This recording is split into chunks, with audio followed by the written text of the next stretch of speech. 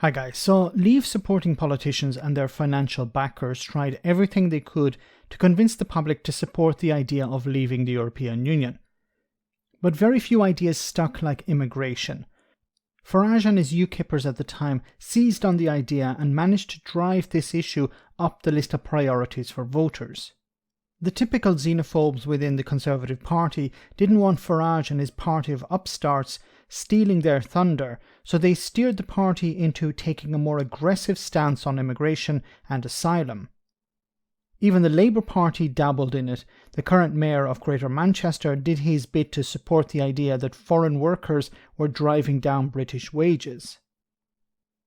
Well, since the ending of freedom of movement, something Brexiteers have continually said is a price they believe is worth paying, of course not for them personally, but for Britain. We have seen the consequences of that. And what have they been? Fewer drivers to collect less fruit and vegetables due to fewer pickers, meat being sent to Ireland for processing due to staff shortages in Britain. But worry not, Brexiteers have a solution to this problem that they have created: India. So, according to news reports, ministers are keen to ease immigration restrictions in an attempt to make it easier for thousands of Indian citizens to come live and work in Britain as part of an upcoming trade deal. This offer is expected to be presented by the International Trade Secretary Anne-Marie Trevelyan. In February, she's planning to travel to Delhi. Easing restriction rules for Indian citizens is one of the main demands of the Indian government. However, Trevelyan, who has the backing of Liz Truss, the Foreign Secretary, is expected to run into some opposition from the Home Office and Priti Patel.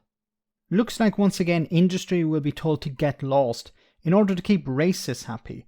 Racists vote, and Priti Patel at the Home Office doesn't want to lose this demographic, it seems.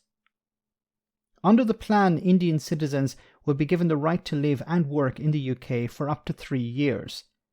Another aspect of the potential agreement would see visa fees cut for both students and tourists. At the moment, the cost of the paperwork necessary to work in Britain for Indian nationals is around £1,400. This would be reduced as part of the deal. The Brexiteer government, it seems, also wants to get a bit of a head start on both the EU and America, as at the moment neither have a trade deal with the nation. India has a massive economy that's continuing to grow, but it's considered protectionist in the sense that it imposes pretty severe tariffs on goods imported from abroad. We're back, it seems, in Brexit distraction season, where trade deals will be signed as quickly as possible to distract from the disaster Brexit is causing at home.